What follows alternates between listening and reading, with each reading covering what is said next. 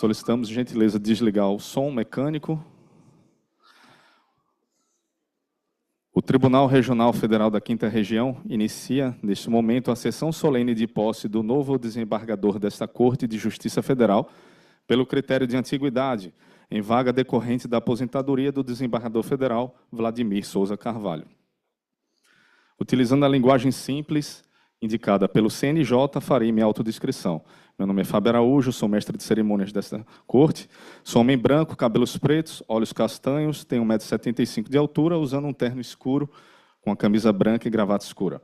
Pedimos a gentileza de todos para colocarem seus smartphones no modo silencioso. Esta sessão está sendo transmitida no canal do TRF5 do YouTube. Convidamos agora os excelentíssimos senhores e as excelentíssimas senhoras que farão parte da mesa de honra desta sessão solene. Primeiramente, o presidente dessa corte, o desembargador federal Roberto Machado.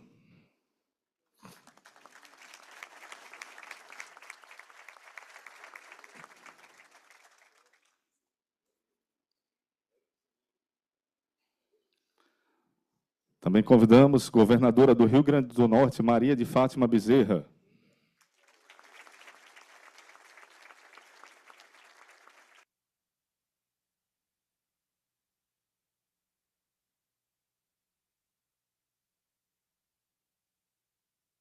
Também convidamos o ministro do Superior Tribunal de Justiça, Antônio Carlos Ferreira.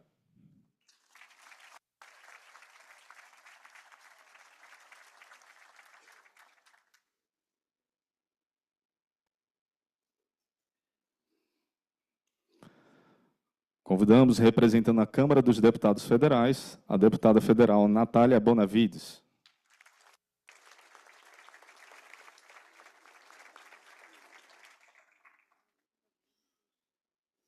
Convidamos também o presidente da Assembleia Legislativa do Rio Grande do Norte, deputado Ezequiel Ferreira.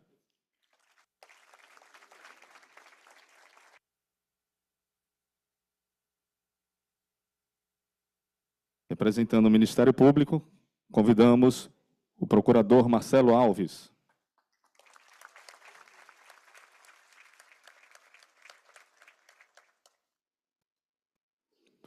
Representando a Ordem dos Advogados do Brasil, seccional Rio Grande do Norte, e também a OAB Nacional, o advogado Carlos Kelsen.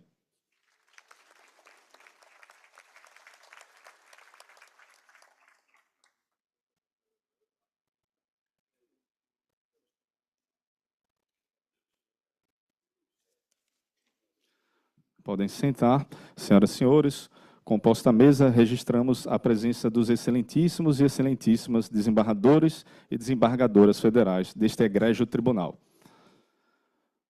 Paulo Roberto de Oliveira Lima, o decano, Manuel Errá, Rogério Fialho, Edilson Nobre, Fernando Braga, Paulo Cordeiro, Cid Marconi, de forma remota, Rubens Canuto, Alexandre Luna, Hélio Siqueira, Leonardo Carvalho, Germana Moraes, Joana Carolina, vice-presidente desta corte, Leonardo Rezende, o corregedor regional do TRF5, Frederico Dantas, Leonardo Coutinho, Rodrigo Tenório, Cibele Benevides, Edivaldo Batista e a desembargadora convocada Poliana Falcão e o desembargador federal convocado Janilson Siqueira.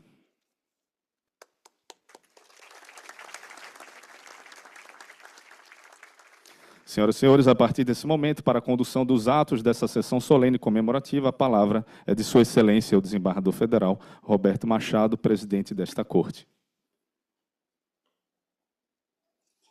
Boa noite a todos, uma honra recebê-los.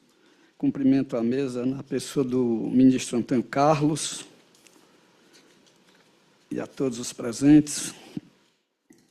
Declaro aberta esta sessão solene destinada a comemorar a posse do novo desembargador federal deste tribunal e convido os excelentíssimos senhores desembargadores federais Paulo Roberto Oliveira Lima, decano deste tribunal, e Edivaldo Batista da Silva Júnior, mais moderno da Corte, para conduzir ao plenário o excelentíssimo senhor desembargador federal Walter Nunes da Silva Júnior.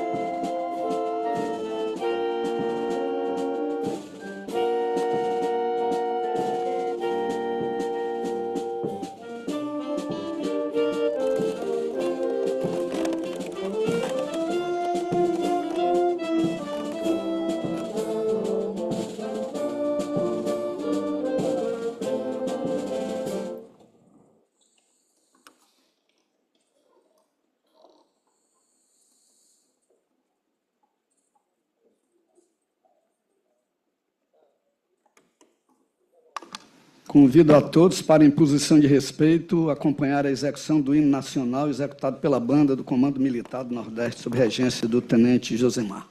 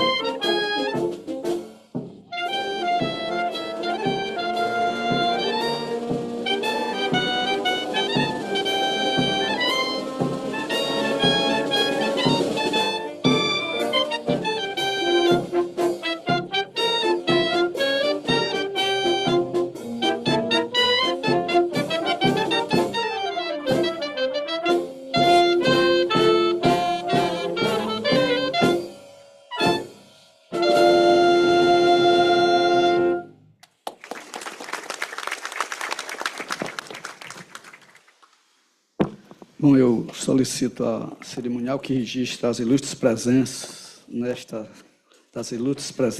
solenidade. Senhoras e senhores, registramos presenças das seguintes autoridades nessa sessão solene que se apresentou à equipe deste cerimonial. Citaremos excelentíssimos senhores e excelentíssimas senhoras, a começar pelo ministro do Superior Tribunal de Justiça, Luiz Alberto Gurgel de Faria, também ministro do STJ, Marcelo Navarro Ribeiro Dantas, ministro do STJ, Paulo Sérgio Domingues, ministro emérito do STJ, César Aço Rocha, também ministro emérito do TST, Emanuel Pereira, desembargadora representando o TJRN, Sandra Elali, desembargador do Tribunal de Justiça de Alagoas, representando o presidente do TJ Alagoas, Márcio Roberto Tenório, juiz federal representando o ministro do STJ, Humberto Martins, Fernando César de Matos, presidente da Assembleia Legislativa da Paraíba, Adriano Galdino, deputado federal do Rio Grande do Norte, Benes Leocádio, senador José Agripino, prefeito da cidade do Recife, João Campos, prefeito da cidade de Natal, Paulinho Freire, também aqui o prefeito da cidade de Mossoró, Alisson Bezerra. Também citamos o general Maurílio Ribeiro, comandante do Comando Militar do Nordeste, também aqui conosco o vice-diretor do Hospital Naval do Recife, representando o comando do 3º Distrito Naval, capitão de mar e guerra, Arnaldo Oliveira de Jesus, também a coronel intendente Maria Beatriz, representando o 2º Comar, Luiz Paulo da Silva Araújo Filho, presidente do Tribunal Regional Federal da 2ª Região, desembargador, também representando o presidente do Tribunal Regional Federal da 3ª Região, desembargador federal Carlos Muta, aqui a desembargadora federal Consuelo Yoshida, também representando, aqui temos o presidente do TRF4, desembargador federal João Batista, representando o presidente do TRF6, desembargador federal Valisney Oliveira, também o desembargador federal André Prado de Vasconcelos, aqui o desembargador representando o Tribunal Regional Eleitoral de Pernambuco, José Ronenberg Travasso da Silva. Temos também o desembargador, vice-presidente e corregedor, representando o TRE do Rio Grande do Norte, Ricardo Procópio Bandeira de Melo. Conosco também o presidente do Tribunal Regional Eleitoral de Alagoas, desembargador Clever Rego Loureiro. Aqui representando o TRT da 6ª Região, o vice-presidente, desembargador do Trabalho Eduardo Pugliese, também vice-presidente do TRT 21 e representando o presidente Eduardo Serrano Rocha, a desembargadora Isaura Maria Barbalho, também aqui o procurador-geral adjunto do Estado da Paraíba, representando o governador da Paraíba, Flávio José Costa de Lacerda, também o secretário-chefe da Casa Civil, representando o governo de Alagoas, Felipe Cordeiro, representando aqui também o governo do Rio Grande do Norte, conosco o vice-governador Walter Pereira Alves, também procurador-geral do Estado do Rio Grande do Norte, Antenor Roberto Soares de Medeiros, secretário nacional de Políticas Penais, veio de Brasília, André de Albuquerque Garcia, também o desembargador federal do TRF2, Rogério Tobias de Carvalho, desembargador federal também do TRF2, Marcelo Granado, desembargador federal do TRF3, Alessandro Diaferia, procurador-chefe adjunta, representando a Procuradoria Regional da República da 5ª Região, Caroline Maciel, a Procuradora Regional Federal da 5ª Região, Larissa Suassuna, representando a Procuradoria Regional da União da 5ª Região, Israel Pinheiro Torres Júnior, também o Procurador-chefe da Procuradoria da República em Pernambuco, Rodolfo Soares Ribeiro Lopes, Procurador Regional da Fazenda Nacional em Pernambuco, Alexandre de Andrade Freire, Procurador-chefe da Procuradoria da República no Rio Grande do Norte, Gilberto Barroso de Carvalho Júnior, também o Procurador-chefe da PRT da 21ª Região, Gleidson Gadelha de Moura, a Defensora Pública-chefe em exercício na DPU Recife, Marília Silva Ribeiro de Lima, também a Defensora Pública-chefe federal da União no Rio Grande do Norte, Lorena Costa Dantas Melo, Subprocurador-chefe da Procuradoria Federal no Estado do Rio Grande do Norte, João Vicente Nunes Rego, conosco também o reitor, magnífico reitor da Universidade Federal do Rio Grande do Norte,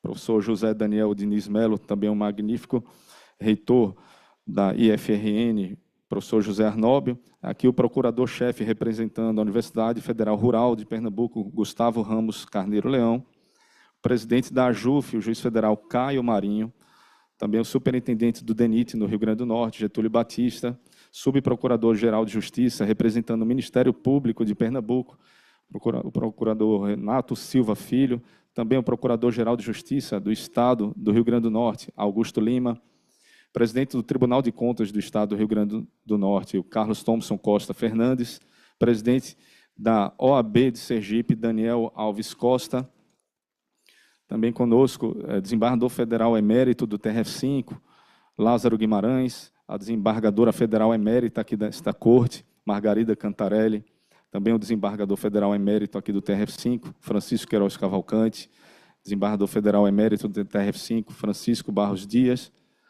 Temos também o desembargador federal emérito do TRF4, Jorge Mauric, desembargador do Trabalho TRT 21, Edson João Fernandes Medeiros, também do TRT 21, desembargador José Barbosa, desembargador do Trabalho TRT 21, também Ronaldo Medeiros de Souza, desembargadora do Trabalho, também do TRT 21, Auxiliadora Rodrigues.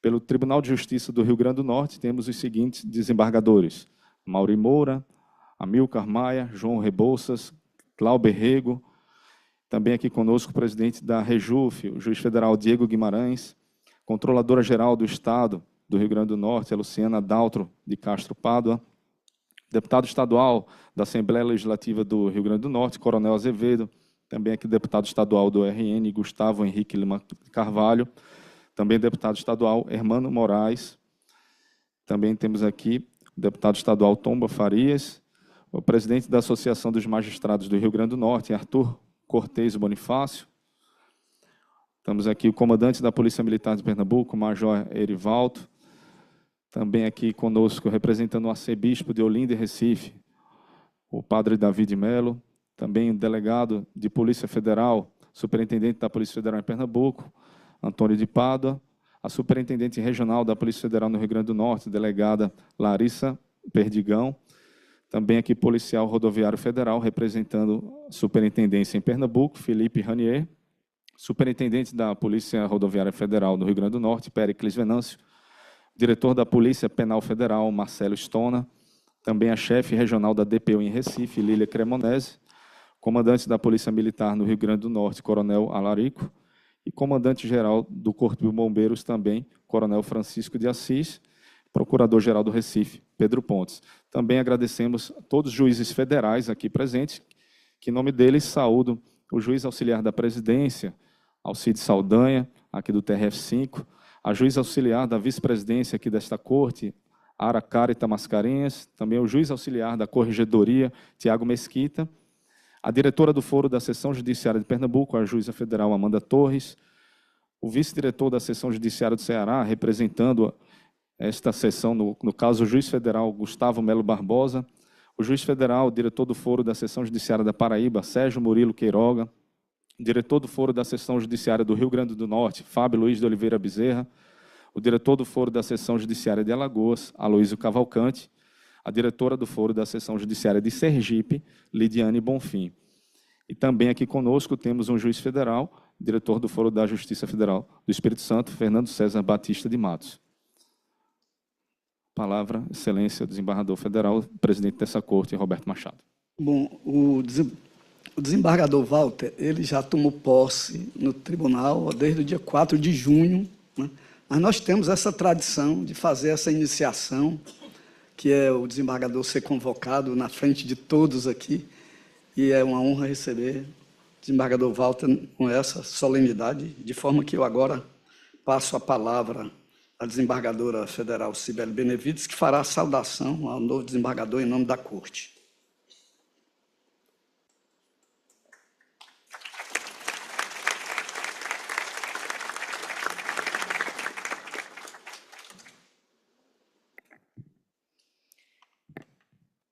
Excelentíssimo senhor desembargador, presidente desta corte, Roberto Machado, excelentíssima senhora Fátima Bezerra, governadora do Estado do Rio Grande do Norte, em nome de quem cumprimento todos e todas aqui presentes. Eu sei, e me foi recomendado, que juiz fala sentado, mas eu não tenho como falar de costas para o povo do Rio Grande do Norte.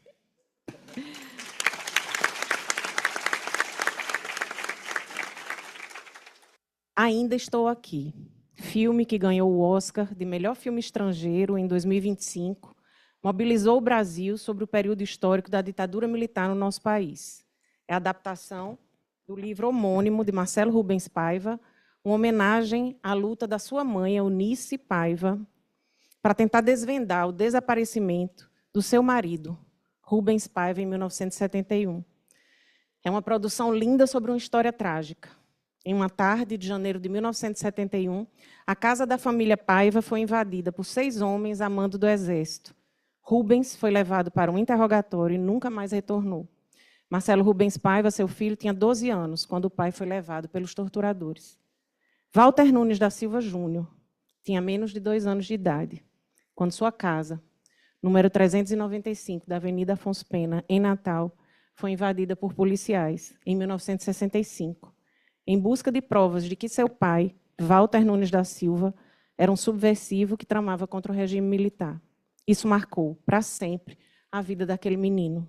Esse é o homem que toma posse hoje como desembargador federal no TRF-5. O filho caçula de Walter Nunes da Silva, o filho que carrega o seu nome. Para compreender o novo desembargador, é impossível não falar de Walter Nunes pai. Seria como ler Hamlet, o príncipe da Dinamarca de Shakespeare, sem compreender a constante presença do fantasma do seu pai, o rei de mesmo nome, o rei Hamlet. Walter Nunes pai foi esse rei na vida dos 5 filhos, Valmar, Valmari, Valmir, Vânia e Walter Júnior, que eu chamo dos 5 Ws. Na vida da esposa, ele foi rei, Maria Arimateia, Dona Dadá. Na vida dos pais, na vida dos sogros, dos amigos, dos netos. Na vida do Ministério Público do Rio Grande do Norte. Na vida do América Futebol Clube. Os 5 filhos carregam uma admiração profunda por esse pai, que cuidava dos machucados dos filhos, principalmente os decorrentes do futebol, com massagens à base de iodex e compressas. Seu pai tinha, segundo Walter Júnior, 4 características fundamentais, impressionantes.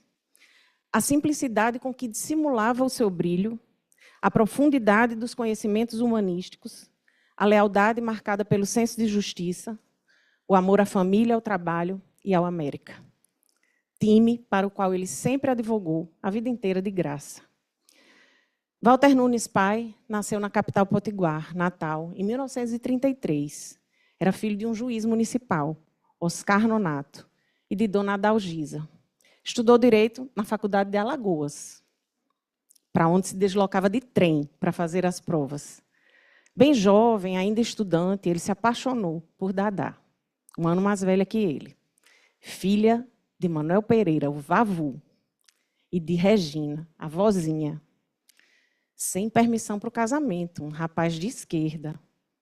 Era só um estudante de 21 anos, muito progressista. Fugiram para casar. Consolidaram uma união tão firme, tão longeva e tão verdadeira, que conquistavam sempre o título de casal mais unido e apaixonado, ainda na terceira idade. Muitíssimo inteligente, passou no concurso para o IPASE, mas após o golpe militar de 1964, ele passou a ser perseguido dentro da própria instituição, sempre ameaçado de ser transferido para o norte do país. A perseguição se dava porque, de fato, Walter, pai, tinha formação progressista, conhecia como poucos as obras de Marx e Engels. Respondeu a um inquérito militar, sob o argumento de que mantinha contato com pessoas consideradas comunistas pelo regime. Foi interrogado 3 vezes, inclusive dentro do próprio local de trabalho. Em todos os interrogatórios, ele negou que participasse de qualquer conspiração, reconhecendo só que participou da campanha De Pé no Chão Também se Aprende a Ler, ensinava história. Mesmo assim, foi denunciado, em 30 de abril de 1965, perante a auditoria da 7ª Região Militar, aqui em Recife, pela prática dos crimes contra o Estado e a ordem pública e social. Eu li a denúncia. Não narrou qualquer fato criminoso. O crime foi presumido pela acusação. Resumia-se a deduzir que a consciência daquele acusado estava intranquila. Essa era a acusação. Uma denúncia vaga e sem absolutamente qualquer prova, qualquer indício. Mas era assim que funcionava o processo penal naquela época. Antes da denúncia, a casa da Afonso Pena foi invadida pela polícia, a mando do Exército, que não encontrou nenhuma prova contra o Walter Paes. O que poderia ter encontrado? Livros. Mas o seu pai, doutor Oscar, aquele juiz municipal, precavido, já tinha ido à casa do filho, colocado todos os livros dentro de uma caixa e enterrou essa caixa. E ninguém nunca descobriu. Até hoje, não se sabe onde essas caixas com esses livros estão. A defesa de Walter Paes foi feita pelo grande advogado potiguar Varela Barca, seu amigo que se notabilizou na luta pela anistia. Graças a essa excelente defesa, Walter Paes foi absolvido, aqui em Recife, no dia 23 de janeiro de 1967. Diante da perseguição institucional de um governo ilegítimo e ditatorial, Walter Paes tinha que sair do IPASE. Mas como ele ia fazer concurso público, se ele estava cheio de antecedentes criminais, inquérito policial e denúncia oferecida? Abriu o concurso para promotor no estado do Rio Grande do Norte. Sua inscrição foi indeferida, mas ele recorreu. Obteve aí o deferimento. Fez o concurso, foi aprovado. Ainda assim, como era comum durante a ditadura militar, a nomeação foi patrulhada pelo SNI, que concluiu que aquele elemento era subversivo e comunista. O Ministério Público Estadual nomeou, mesmo assim, esse promotor. E depois, ele trabalhou no Ministério Público até se aposentar, em 1985. Tinha Walter Paes uma verdadeira devoção pelo Ministério Público do Rio Grande do Norte. Defendia-o com todas as forças, porque foi ali, naquele ambiente, que ele se sentiu acolhido, protegido e pôde atuar com independência e conforme suas ideias, valores e princípios. Após a sua aposentadoria, passou a advogar ao lado do nosso querido professor Ivan Maciel, que hoje falará em nome da Ordem dos Advogados do Brasil e que tinha sido também seu colega de Ministério Público Estadual. Walter Paes faleceu no ano 2000, com apenas 67 anos de idade, deixando enormes saudades. Voltemos a Shakespeare. O protagonista de Hamlet é o príncipe Hamlet da Dinamarca, que é movido o tempo todo pelo desejo de fazer justiça à morte do seu pai. Ele diz que, por acaso, eu tenha nascido para emendar isto. E Walter, carregando o nome do pai, em nome do pai, agiu, consciente ou inconscientemente, do mesmo modo, para emendar a injustiça que foi o processo penal contra o seu pai, e impedir que o processo penal brasileiro trate o indivíduo como um objeto e não como um sujeito de direitos. Ele escreveu um verdadeiro tratado sobre uma teoria constitucional do processo penal, o seu curso de Direito Processual Penal, que já está em sua 4ª edição. É uma obra que combate a mentalidade antidemocrática e eminentemente policialesca da ditadura militar brasileira.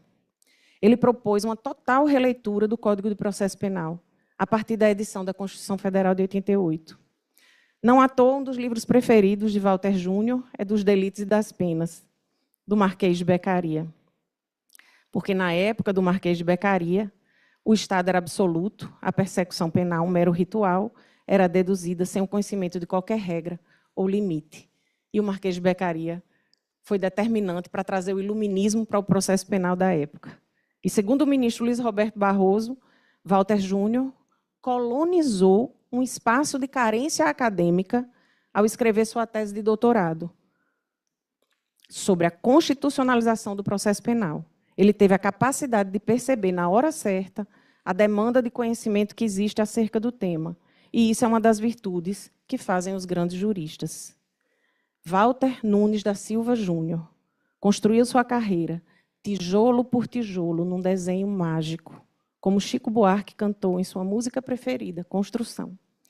Formado pela UFRN em Direito, fez mestrado na UFRN e fez doutorado na Universidade Federal de Pernambuco, orientador Francisco Queiroz, banca de doutorado Margarida Cantarelli, Marcelo Navarro Ribeiro Dantas, todos aqui presentes, sempre com área de concentração em processo penal. Foi promotor de justiça no Rio Grande do Norte como pai. Foi juiz de direito no Rio Grande do Norte, com marca de touros. Procurador da República e juiz federal da 2ª Vara da Seção Judiciária do Rio Grande do Norte, de 91 até abril de 2025. Foi o único corregedor do Presídio Federal em Mossoró, desde a sua criação até abril de 2025, com a clara renúncia pessoal e familiar, que moldou totalmente a sua vida e da sua família por cerca de 15 anos. Dr. Walter era uma pessoa que gostava de circular pela cidade, com muita frequência. Seu compromisso com a jurisdição criminal, no entanto, era tamanho que ele precisou assumir uma vida mais discreta, cheia de restrições e de segurança para cumprir sua missão. Ele é meu confrade na Academia de Letras Jurídicas do Rio Grande do Norte e na Academia de Direito de Potiguar. Autor de inúmeros outros livros sobre processo penal, execução penal, no sistema penitenciário federal. Ele não para nunca. Dono de uma mente, sempre em ebulição. Está sempre estudando, sempre produzindo. Apesar da profunda experiência na matéria criminal, ele não tem qualquer dificuldade em ouvir e, se for o caso, alterar seu entendimento. Está sempre reestudando, refletindo sobre as matérias, inclusive das quais é professor, sendo um eterno estudante e aprendiz. E hoje, profundamente dedicado a resolver os problemas do sistema penitenciário brasileiro.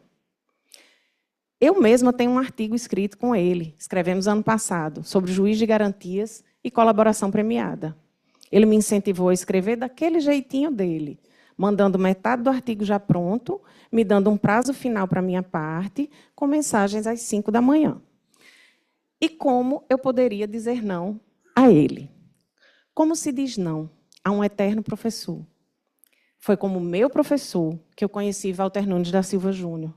E eu sei que, para ele, esse é o título que mais o honra, porque ele subiu a construção como se fosse máquina e ergueu no patamar 4 paredes sólidas, as paredes da sala de aula.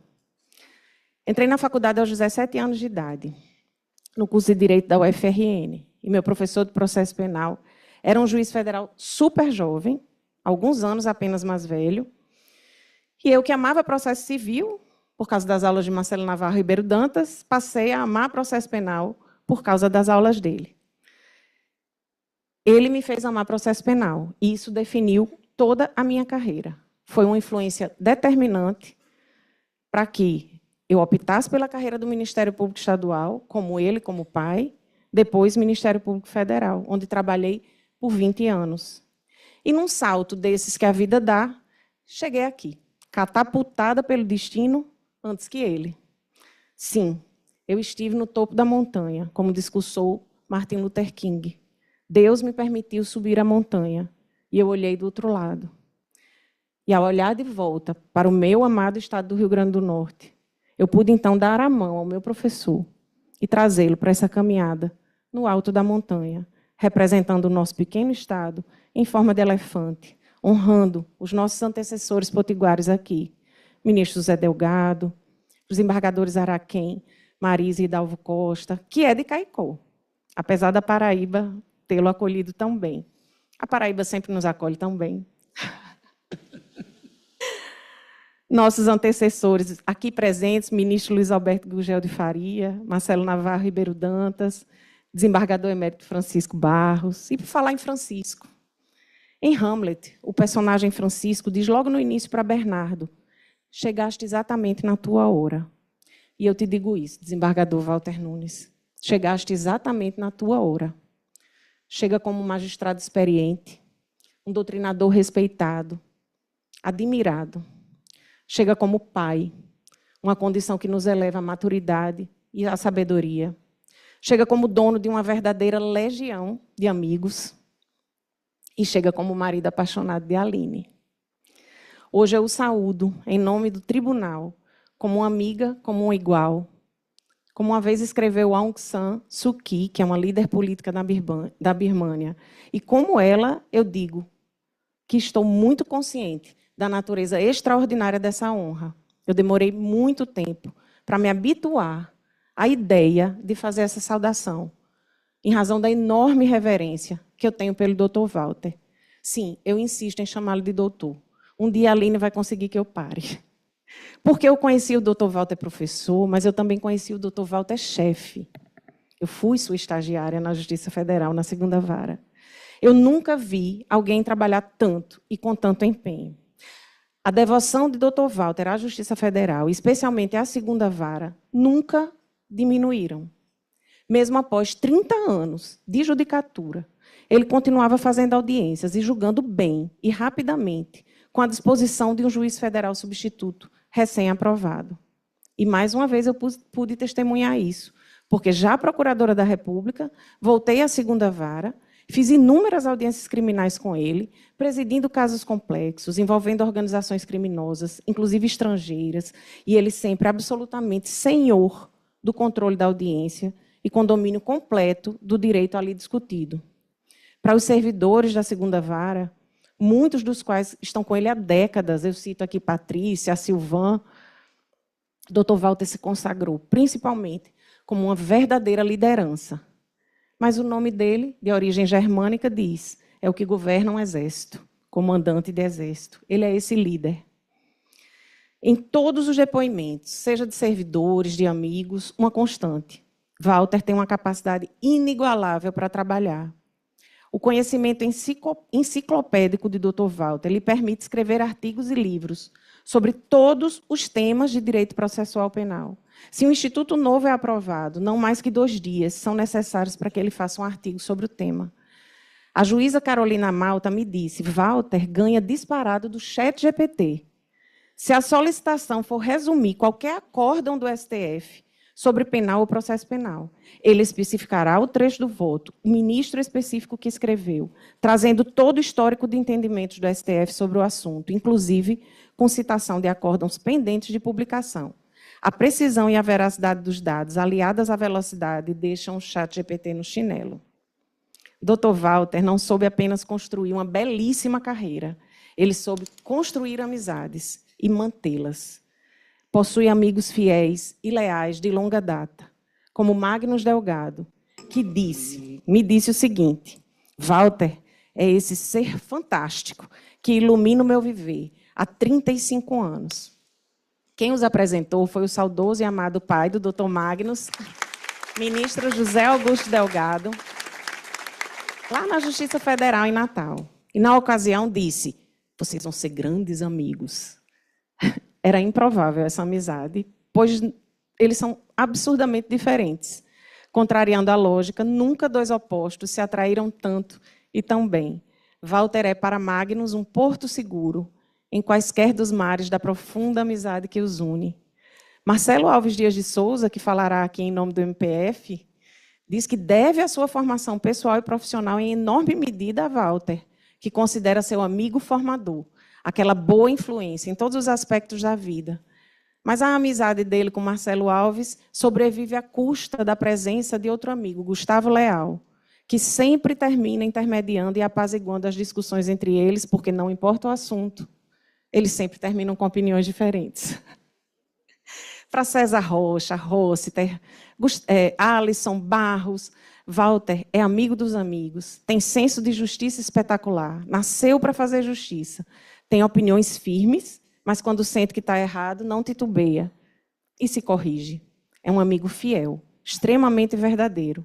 Uma vez empenhada a palavra, aquilo vira lei e ele cumpre rigorosamente. Não bastasse a solidez de uma carreira como juiz federal e como professor universitário, Walter Nunes da Silva Júnior se dedicou a difícil, e aqui eu olho para os presidentes e ex-presidentes da AJUF, se dedicou à difícil tarefa de presidir a AJUF, a Associação Nacional dos Juízes Federais, a Associação dos Juízes Federais do Brasil. A atividade associativa não é fácil, mas eu sempre elogio quem se dispõe a ser o homem na arena. Como disse Theodore Roosevelt no discurso de 1910, na Sorbonne, o que importa não é o homem que critica. Importante, em verdade, é o homem que está na arena, com a face coberta de poeira, suor e sangue. É aquele que conhece os grandes entusiasmos, as grandes devoções, e se consome numa causa justa. Walter é, sem sombra de dúvida, o homem na arena. Ele foi assim na AJUF, no Conselho Nacional de Justiça, na Corregedoria do Presídio Federal e como decano na Justiça Federal do Rio Grande do Norte. Da época da AJUF, muitos se lembram do Walter atleta, exímio jogador de futebol, excelente nos esportes. Como seu irmão Valmari, excelente jogador e depois atleta de... Qual era o esporte? Era tão... um atletismo, uma espécie de atletismo. Ele, hoje, é faixa preta, Walter, no Kung Fu. Entramos em seu gabinete e há vários certificados de doutorado, de mestrado, 1000 honrarias, mas há todos os certificados que ele ganhou como atleta de Kung Fu. O presidente Roberto Machado mencionou com muito bom humor, como sempre, que Walter, bom de bola nos gramados da AJUF, também era bom para driblar o casamento. Achavam, ele e sua amada Silvânia, que Walter, rapaz velho, ficaria para titio. Um dia, cansado de guerra, foi bafejado pela sorte e virou um homem de família ao encontrar sua princesa encantada, Aline. Walter Júnior nasceu de um amor tão lindo dos seus pais, Walter e Dadá, e testemunhou essa união tão longeva, tão sólida, tão pura, que ele não aceitaria qualquer coisa menor que isso. Como na canção de Nando Reis. Era como se ele dissesse para a Aline: para você guardei o amor que aprendi vem dos meus pais. O amor que tive e recebi, e hoje posso dar, livre e feliz. Eu perguntei a Walter, o que significa Aline na sua vida? E a resposta veio direta, como é o jeito dele. É a mulher da minha vida.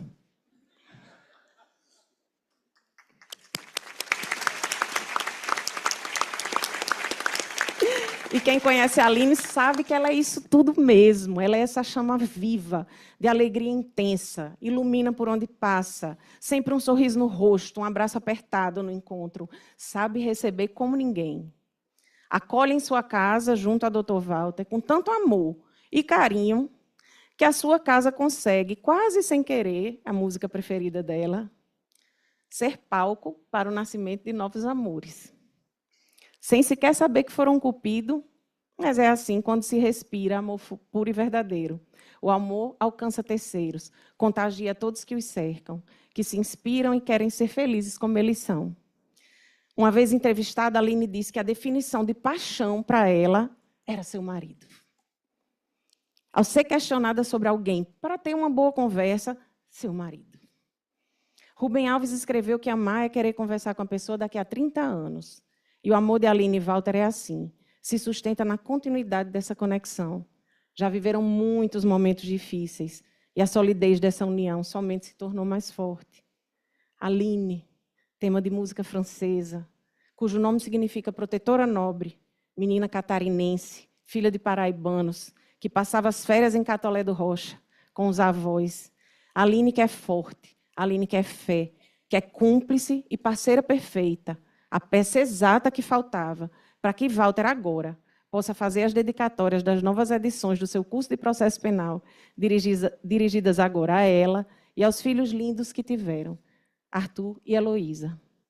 Arthur, menino lindo e bom, segue os passos do pai, aprovado que foi no primeiro vestibular de Direito na UFRN. Enem. Denunciei a idade. Orgulho imenso. Terá o melhor professor de processo penal, Arthur, eu garanto. Heloísa, menina esperta, cheia de vida, que herdou os traços e a beleza da avó, Dona Dadá, professora bondosa, mulher doce e feliz, e, ao mesmo tempo, a mão forte, que é a lembrança de paz e de segurança, quando ele, Walter Júnior, fecha os olhos. Esse homem, Walter Nunes da Silva Júnior, correto, honesto, inteligentíssimo, trabalhador, corajoso, inovador, bom marido, bom filho, pai maravilhoso, excelente irmão, amigo leal, é o novo desembargador do TRF5. Exultante eu o recebo, como sei que exultante está todo o estado do Rio Grande do Norte, ao oferecer um nome de tamanha envergadura para julgar os processos e recursos federais de 6 estados da região Nordeste. Festeja o Rio Grande do Norte, comemorando esse gosto bom de ganhar uma partida difícil, de ser premiado, de tirar a sorte grande. Oferecemos nós, potiguares, o melhor nome, com o melhor currículo, mas, acima de tudo, o melhor ser humano, ético e leal para compor essa corte. A festa, eu sei, não é completa. Nunca é, porque a vida é assim. Naquela mesa está faltando ele. E nos seus olhos era tanto brilho, que mais que seu filho, eu virei seu fã. Eu virei fã dos Walters. Novamente, como em Shakespeare, Hamlet diz a Horácio: meu pai, parece que vejo meu pai. Na minha imaginação, Horácio, ele era um homem. Tome-o por tudo que foi. Não verei outro igual de novo. Mas será que Walter Pai está mesmo ausente? A tragédia de Hamlet se inicia numa noite fria no castelo de Elsinore com a frase: quem está aí? É possível imaginar o Walter Pai, mãos dadas com a sua amada Dadá, responder a essa pergunta: quem está aí? Ainda estou aqui, através do filho que carrega o meu nome, Walter Nunes, como desembargador federal em Recife, terra que em 1967 reconheceu minha inocência, terra em que se fez justiça, terra da justiça. Hoje, como Rubens Paiva, Walter Nunes, através do seu filho, ainda está aqui. O resto é silêncio. Muito obrigada.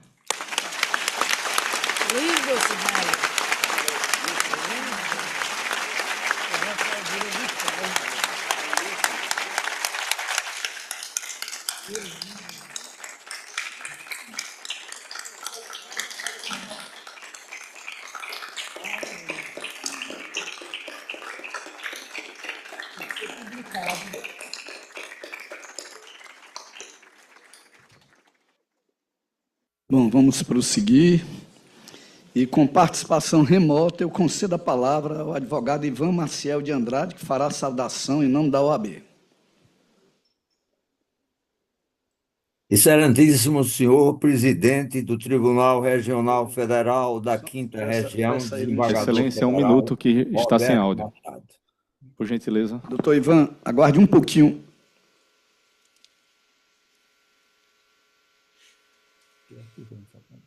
Pode falar, doutor, agora, por gentileza? Excelentíssimo senhor presidente do Tribunal Regional Federal da Quinta Região, desembargador federal Roberto Machado. Excelentíssima senhora governadora do Estado do Rio Grande do Norte, professora Fátima Bezerra. Excelentíssimo senhor ministro do Superior Tribunal de Justiça, Antônio Carlos Ferreira. Excelentíssima senhora deputada federal, Natália Bonavides. Excelentíssimo senhor procurador regional da República, Marcelo Alves, em nome de quem cumprimento as demais autoridades civis e militares presentes. Desembargador federal Walter Nunes da Silva Júnior. Quero que esta saudação assuma a forma de uma relembrança. A relembrança de um amigo dos velhos tempos em que atuávamos no Ministério Público do Rio Grande do Norte.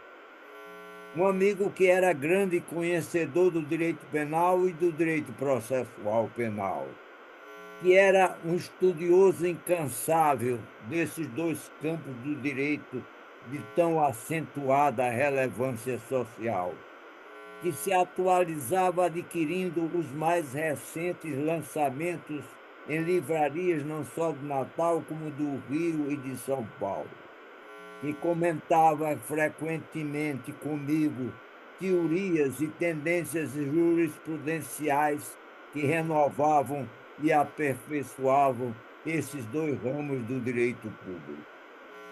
Foi esse amigo, durante muito tempo, o principal assessor do Procurador-Geral de Justiça do nosso Estado. Era, além disso, um prestativo e providencial pronto-socorro jurídico para todos os membros do Ministério Público que precisavam de orientação para o deslinde de questões de maior complexidade ou eivadas de pontos controversos. exercia atividades em favor da instituição a que pertencia que iam muito além de suas funções. E o fazia com boa vontade. Mais que isso, com prazer, pelo amor ao direito e ao próprio parquê. Sua preocupação maior se concentrava na interpretação dos direcionamentos normativos com base nos valores fundantes da justiça e da segurança jurídica. Nunca foi um subserviente exegeta da letra da lei, com abstração da realidade histórico-social. Ao contrário, embora atento ao postulado de que ao intérprete e aplicador das normas jurídicas não é dado criar o direito com tábula rasa dos parâmetros legais, se mantinha, no entanto, sensível e receptivo aos fatos sociais, em suas dimensões culturais e sociopolíticas e às novas pautas axiológicas. A convicção dele, compartilhada por mim, é de que não se pode em nenhum momento desconsiderar que o direito é fruto da vocação societária do ser humano, deste ser que, ao longo dos vários períodos históricos, construiu o seu peculiar e específico universo material e espiritual, do qual fazem parte de forma indissociável as instituições jurídicas. Ubi societas ibi juris, onde há sociedade há o direito. É inadmissível, então, a desumanização do direito, a serviço do obscurantismo político-ideológico, da xenofobia, do racismo, do nacionalismo exacerbado, da discriminação das minorias, da opressão de um governo sobre seu povo ou de um país sobre outro. O amigo que inspirou esta espécie de busca proustiana do tempo perdido chamava-se Walter Nunes da Silva. Estivemos durante muitos anos servindo ao Ministério Público do Rio Grande do Norte. Depois de aposentados, organizamos um escritório de advocacia. Nele trabalhamos numa camaradagem e complementação de especialidades, para não dizer pretensiosamente de saberes jurídicos, por longas datas. Às vezes me admirava de presenciar Walter Nunes ditando extensas e bem fundamentadas peças jurídicas ao digitador, sem quase nenhuma hesitação ou pausa para elaborar ou requintar o raciocínio expositivo ou argumentativo. Tudo o que ele escrevia ou ditava saía pronto para ser apresentado em juízo ou constituir um parecer com forte poder de convencimento, com pleno domínio da matéria jurídica de que se ocupava. Para tanto, utilizava-se de uma impecável e expressiva linguagem técnico-jurídica. E tinha ainda em elevada conta a forma escorreita, castiça, de emprego do nosso idioma, sem afetação ou exageros de juridiquês, mas com a consciência de que cada segmento do conhecimento humano, no âmbito científico, filosófico e mesmo na prática forense, tem sua própria linguagem, por exigência mesmo das características de seus métodos, de sua lógica, de seus princípios. É de Fernando Pessoa, no livro do Desassossego, a frase: uns governam o mundo, outros são o mundo. O Poder Judiciário está situado no cerne do mundo jurídico. A Constituição Federal do Brasil, como é de conhecimento geral, lhe assegura independência e autonomia. Os que governam o mundo, por mais poderosos e autoritários, não podem interferir em seu funcionamento. Existe uma barreira que impede que isso aconteça: a soberania nacional. E a soberania adquire corpo e alma através do ordenamento jurídico, que precisa ser respeitado e preservado para que sobreviva o Estado democrático de direito. Se o Poder Judiciário for cerceado em seu papel de garantidor do Estado democrático de direito, haverá falência tanto do Estado do direito como do regime democrático. Violadas a independência e a autonomia do judiciário em razão de pressões externas, sucumbirá o princípio da autodeterminação que orienta as interrelações de países no contexto mundial contemporâneo. E se as pressões forem internas, originárias de outro poder, estará caracterizado um grave atentado às instituições republicanas e democráticas nacionais. A autodeterminação corresponde a um direito fundamental, assegurado enfaticamente na Carta da ONU. Com base nele é que se processou a descolonização irreversível e irrenunciável conquista civilizatória. A partir daí é que se universalizou a faculdade essencial e inalienável de cada país a adotar a organização política e jurídica mais compatível com suas tradições culturais, com a índole de seu povo, com os valores inerentes à sua história. E o de respeito à separação dos poderes, com a invasão ou redução por outro poder de competência da competência constitucional do judiciário, fere de morte o sistema de freios e contrapesos que embasa a forma de governo republicana e o regime democrático. O poder que se arrogue atribuições que não pertencem à sua esfera específica de prerrogativas atenta contra todo o arcabouço jurídico constitucional do país.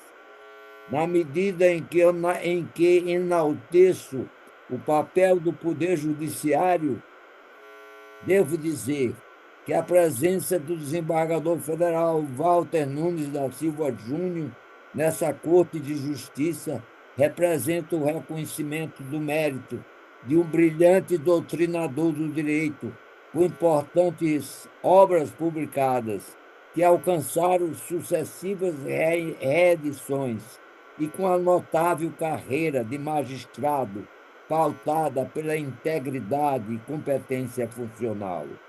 O direito processual penal e o direito penal eram as áreas preferenciais de estudo e conhecimento do Procurador de Justiça, Walter Nunes. São agora as mesmas áreas em que o desembargador federal Walter Nunes construiu as suas melhores contribuições à teoria jurídica nacional.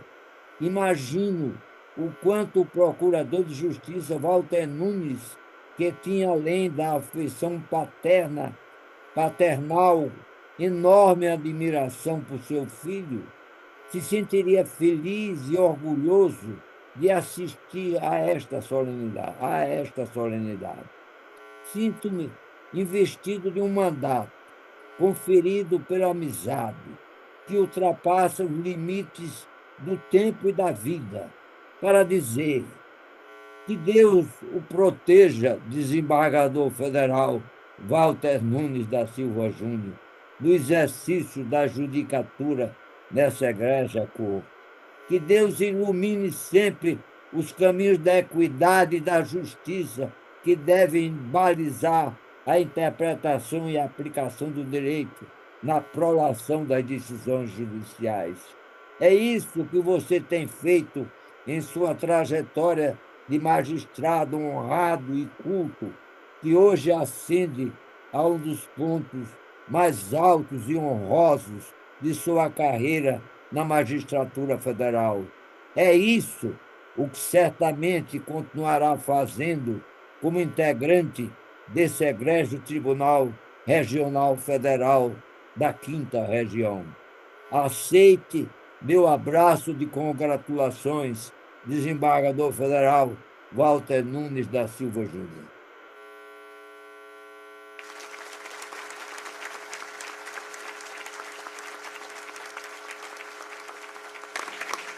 Bom, vamos prosseguindo, e aqui eu concedo a palavra ao doutor Marcelo Alves, que fará a saudação em nome do Ministério Público Federal.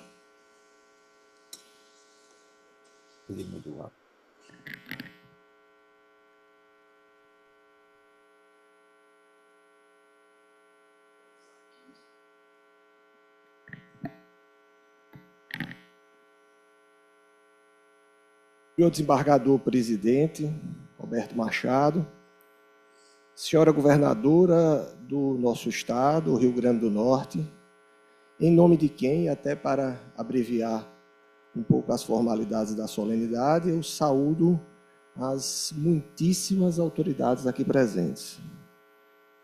Senhor desembargador, repito, desembargador Walter Nunes, minhas senhoras e meus senhores, estamos aqui para homenagear e, de certa forma, fazer justiça a um juiz na precisão integral do termo. E se, no meu caso, o faço oficialmente, representando o Ministério Público Federal, a Procuradoria Regional da República da 5ª Região em especial, o faço também, de modo mais pessoal, como companheiro de trabalho, jurisdicionado no Rio Grande do Norte, amigo e, sobretudo, testemunha de ciência própria da vida e da brilhante carreira do magistrado Walter Nunes. Há muito o que falar de Walter, é verdade.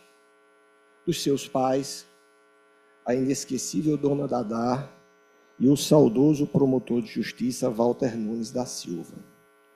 Se Dona Dadá foi o exemplo de doçura, o velho Walter, homem culto e ponta firme que eu conheci, reconhecido penalista, foi e ainda o é a forma que moldou o filho. Dos seus muitos irmãos, que vejo alguns aqui, com os quais Walter dividiu o carinho dos pais e as primeiras e mais duradouras lições da vida. Da linda família que ele construiu, com a querida Aline e os seus filhos, o já gigante Arthur, de quem sou padrinho, e Heloísa, a flor da casa. Todos eles, em memória, ou aqui presentes, sintam-se mais do que homenageados pelo filho, irmão, marido e pai que possuem. Eu poderia também falar das paixões de Walter, pelo futebol, por exemplo, do qual ele tentou ser jogador, se não habilidoso, pelo menos esforçado, e um tanto quanto violento, diziam os adversários. O do Walter, apenas torcedor daquele time rubro-negro, cujo nome até me recuso a pronunciar. Não, ainda chego lá. Mas, sobretudo, esse eu pronuncio, do América de Natal, que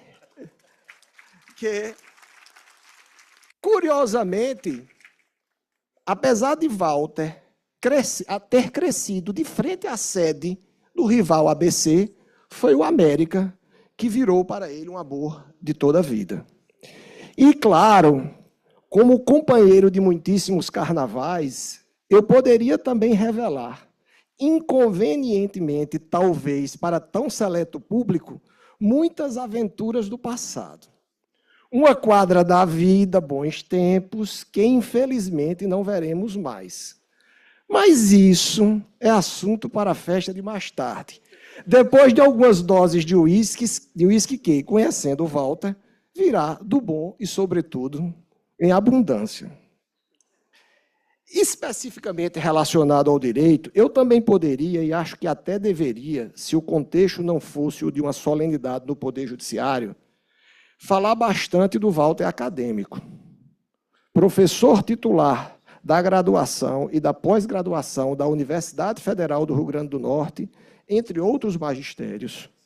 Do Walter, autor de inúmeros livros, entre eles o curso de processo penal aqui citado pela querida Cibele, e a sua execução penal no sistema penitenciário federal. Do Walter, pesquisador e hoje um reformador penal, ou seja, de uma vida intensamente vocacionada à ciência pura do direito. Mas não se preocupem, Convidado há algum tempo para fazer este discurso, e aqui parafraseando o padre Antônio Vieira, eu tive tempo de ser sucinto. Aqui agora vou tratar apenas do Walter Juiz, daquele que, desde os tempos de magistrado, na pequena comarca de Touros, lá no RN, passando pelos muitíssimos anos na segunda vara da Justiça Federal do Rio Grande do Norte, até a chegada a este tribunal, dedicou uma vida inteira à magistratura. E vou falar como testemunha, pondo de lado a amizade de décadas e prestando um juramento de não mentir. Conheci Walter já no distante ano de 1993, quando, jovem, e aí eu discordo de Cibele, bem mais jovem que o homenageado, estudante de Direito e recém-possado como auxiliar judiciário, fui designado para trabalhar com o juiz da segunda vara, lá na nossa seção judiciária, um tal doutor Walter Nunes. Confesso que senti receio. A fama de Walter, que já havia sido promotor, juiz de direito e procurador da República, já era grande. Um juiz extremamente trabalhador, mas também rígido, duro até. A fama era, com nuances que pretendo explicar no decorrer desta fala, deveras merecida. O homem era duro mesmo. Mas foi ali, com o Dr. Walter, que aprendi algumas das principais lições da minha vida. Minha saudosa mãe, aliás, fazia sempre questão de registrar o quão devedores éramos, e ela falava assim, pela família, sob o ponto de vista moral e intelectual para com Walter. Aproveito aqui para reiterar os agradecimentos. Minhas senhoras e meus senhores, das profissões jurídicas, talvez a mais relevante seja a mesma do juiz. Afinal, como dizia o professor Arruda Alvim, a elaboração legislativa, as cogitações puramente acadêmicas, os livros de doutrina, os livros de comentários de leis, o ensino da disciplina, tudo, em suma, dirige-se ao processo como meio e quem diz a última palavra, sobretudo, são os tribunais. Retrospectivamente olhando, tenho hoje certo que Walter, desde muito cedo, teve a consciência da magistratura que exercia, como a última palavra acerca da lei, mas também como derradeiro recurso de que dispõe o cidadão na defesa dos seus direitos e garantias, como instrumento no combate à arbitrariedade, ao desvio do poder, à ilegalidade e à inconstitucionalidade tão comezinha entre nós. E essa consciência demandava dele, sobretudo, muita responsabilidade. Conheci pouquíssimas pessoas com a capacidade de trabalho de Walter. Eu conto nos dedos. Falo aqui tanto do tempo dedicado ao labor, como da produtividade extraordinária.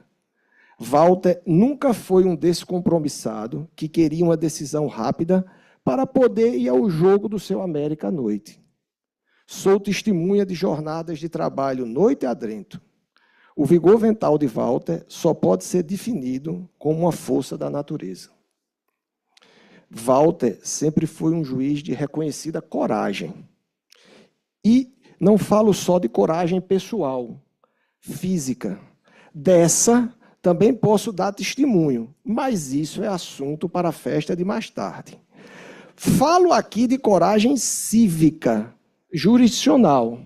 Aquela coragem necessária neste momento tão conturbado da história do nosso país e de ataques ignóbeis ao Poder Judiciário para fazer o que é certo. A magistratura em Walter sempre foi marcada pela independência no sentido mais positivo que esse termo pode ter. Não uma independência sem controle, que nada mais é do que arbitrariedade, mas, sim, uma independência submetida apenas aos fatos, aos textos legais e à Constituição. Embora esteja longe de ter um caráter frio e analítico, nós todos conhecemos Walter aqui, ele nunca foi um juiz de simpatias ou preconceitos, nunca foi um juiz de grupos. E talvez mais importante, embora Walter seja reconhecidamente um juiz duro, afinal, dirigiu por muitíssimos anos uma vara federal e foi corregedor do Presídio Federal em Mossoró, ele nunca confundiu justiça com terror. Nunca buscou a punição a qualquer preço. Um processo, para ele, nunca foi apenas um rito de sacrifício. Nunca teve um ponto final que ele trabalhasse apenas para chegar àquele ponto. Nunca condenou inconscientemente um inocente. Nunca, sob uma falsa aparência de justiça, confundiu Salomão com Robespierre. E aqui quero chegar, fazendo uso da literatura, a um aspecto sutil, que a muitos pode passar despercebido, da conformação do Walter Juiz, a sua evolução, o seu amadurecimento, a lapidação daquela dureza dos primeiros anos de magistratura, posso dizer, que, como testemunha privilegiada, me acho no dever de registrar. Aqui invoco Antígona, talvez a mais famosa peça de Sófocles, cujos versos assumiram um status único na civilização ocidental, na busca pela justiça em uma sociedade de homens e mulheres. Pela boca da personagem título, encontramos uma lição para todo aquele que exerce algum tipo de poder. Sábio é quem não se envergonha de aceitar uma verdade nova, e mais sábio é o que a aceita sem hesitação. Domina tua cólera e cede no que é justo. Walter, a partir do seu conhecimento acadêmico integrado à experiência como juiz criminal e corregedor de presídio federal, foi capaz, como poucos, de aprender verdades novas sobre as burocracias do direito, em especial dos aparelhos policial, judicial e prisional, e sobre a impotência do cidadão réu condenado em relação a elas. Hoje, Walter, ainda que duro, porém mais terno, é o juiz que trabalha dentro do sistema, advogando as necessárias reformas para que a justiça dos homens coincida com a justiça ideal. Por fim, Walter nunca foi um juiz encastelado no seu palácio de justiça. Ao contrário, ele sempre interagiu com a sociedade potiguar em seus múltiplos matizes. Com exceção de alguns momentos em que a sua vida poderia estar, digamos, ameaçada em razão do trabalho como corregedor da penitenciária, Walter sempre foi visto nas ruas de Natal, nos estádios e, por que não, nos bares da nossa querida Natal. A prova disso está aqui. Esta casa está cheia, o Rio Grande do Norte está aqui em peso.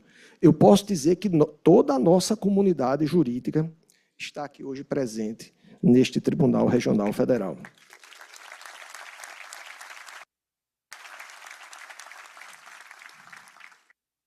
A essa altura, e aqui estou de fato chegando ao fim da minha fala, alguém poderia estar se perguntando por que Walter, com tantas qualidades, já não está neste tribunal há muito mais tempo.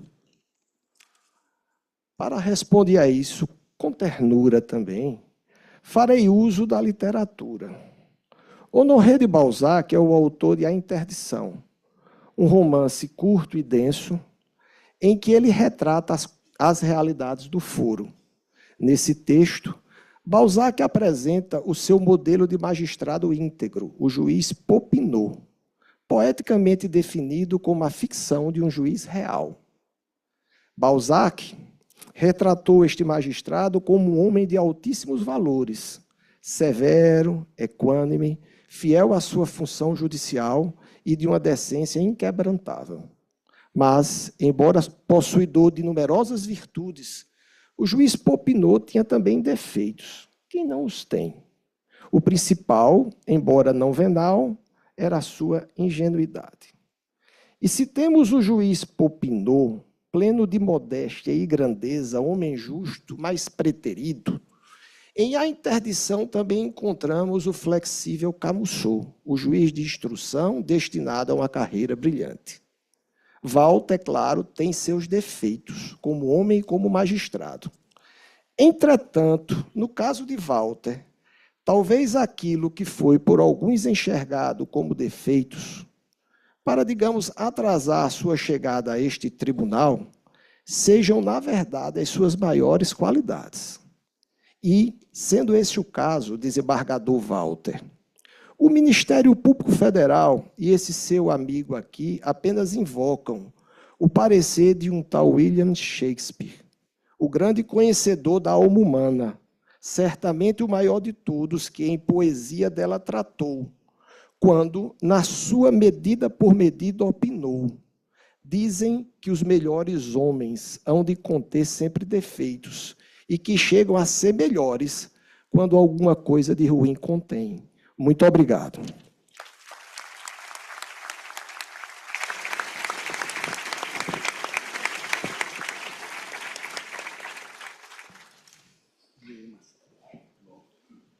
Bom, Walter, agora queremos ouvi-lo.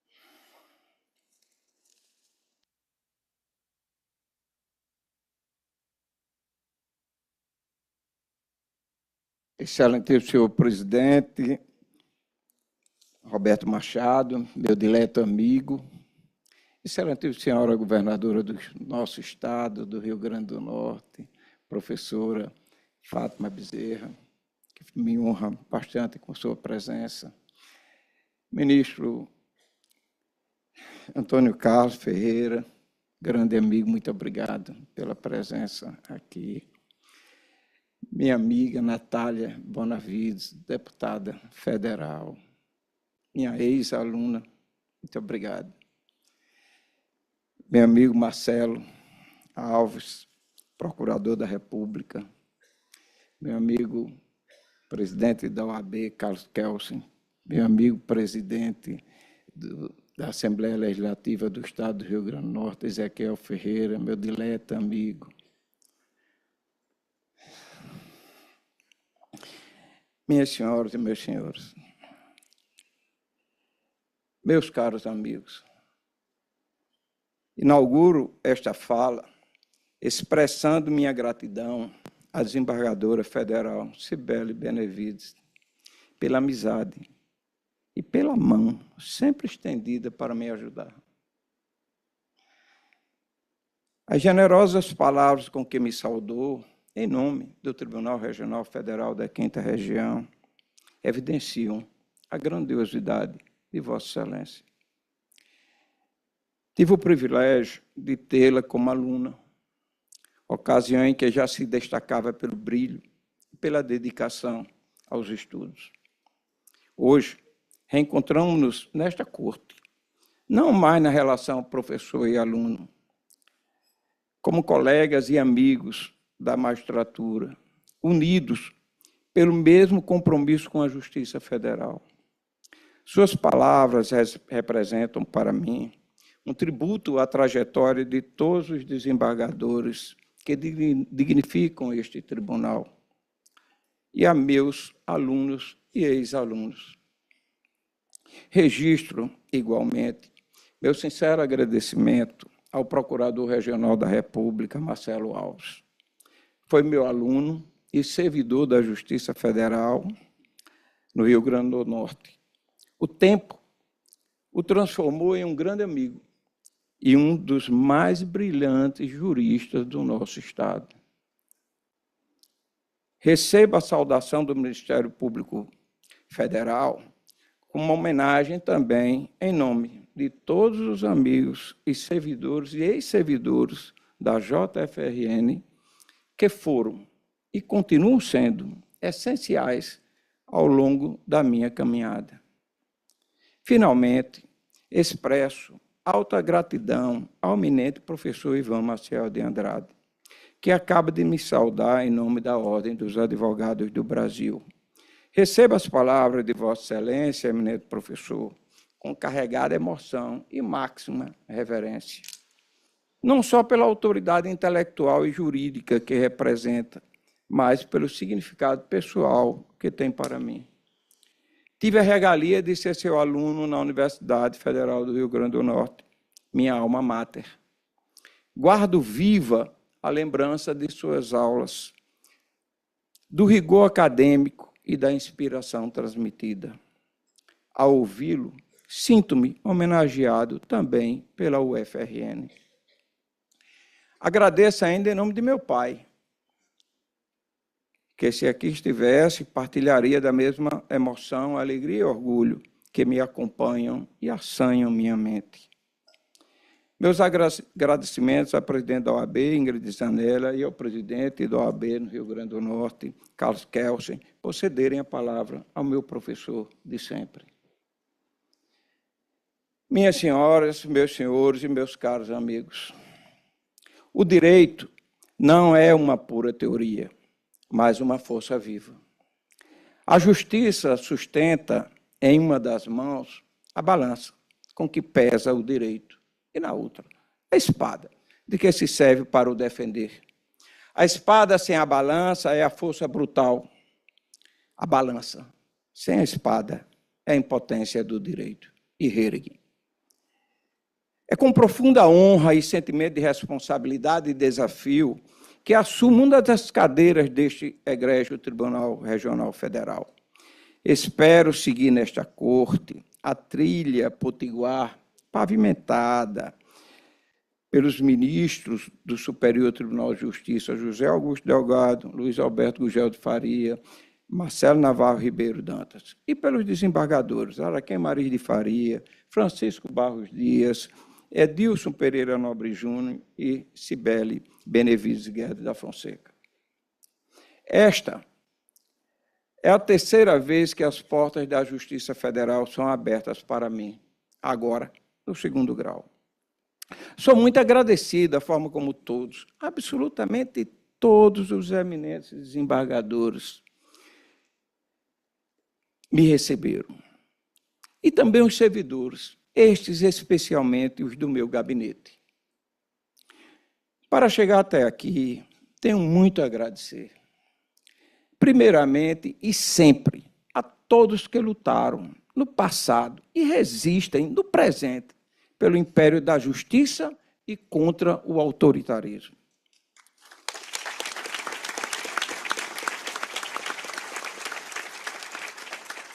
A consolidação da democracia foi e é fruto do sacrifício de muitos.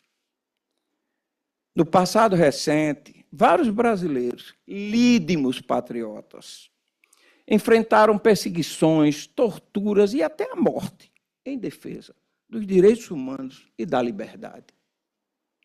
Nos últimos anos, contudo, surgiram discursos e movimentos que colocam em risco esses valores, questionando a legitimidade das instituições e fomentando atos contrários à ordem constitucional.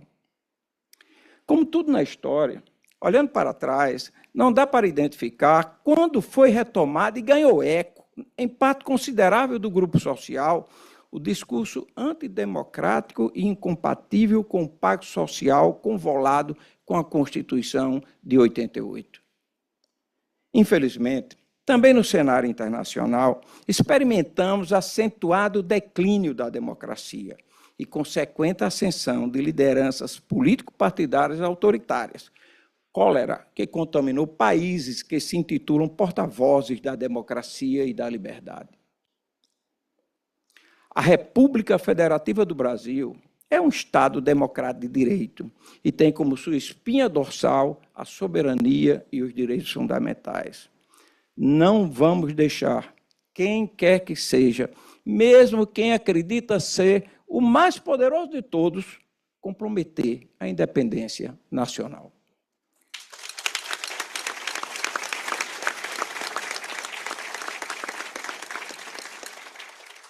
Impõe-se a lição de Rousseau.